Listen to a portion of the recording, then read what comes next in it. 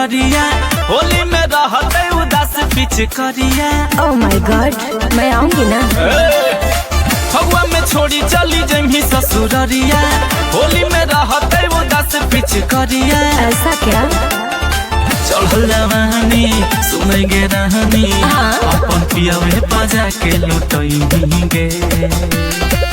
अरे हे रे छोड़ा कहियो तोरा ससुर मिले आई है रे, होली में चोली खोली के रंग लगई है रे। ओके हे गे छोड़ी ससुरा तोरा मिले हम आई बौगे। अच्छा। होली में चोली फाड़ के रंग लगई बौगे। ठीक है।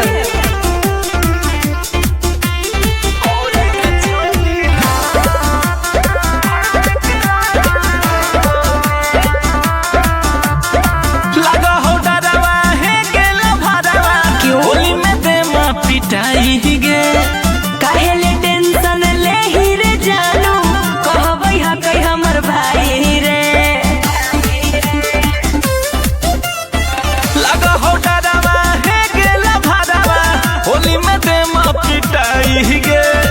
काहेले टेंशन ले ही रे जानू, कहबै हा कई हमर भाई रे। चापी के कोरा डालबो तोरा डरते तो तू नहीं चिलई गे। अरे हे रे छोड़ा कहियो तोरा ससुर मिले आई है रे, होली में चोली खोली के रंग लगई है रे। ओगे हे गे छोड़ी ससुरा तोरा मिले हम आई बौगे। होली में चोली फाड़ के रंग लगई बौगे।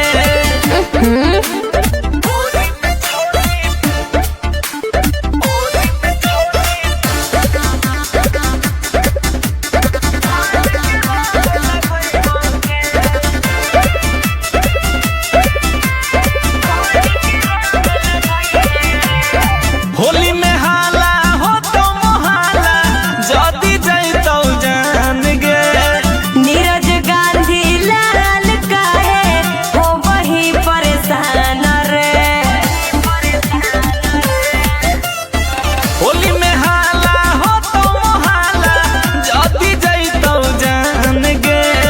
नीरज गांधी लाल काहे हो वही परेशान रे। कौची हम करबो कि गोड़ा धरबो जानू कुछ पैया बतैहा गे। अरे हे रे छोड़ा कहियो तोरा ससुर मिले आई है रे, होली में चोली खोली के रंग लगई है रे। ओगे हे गे छोड़ी ससुरा तोरा मिले हम आई बौगे।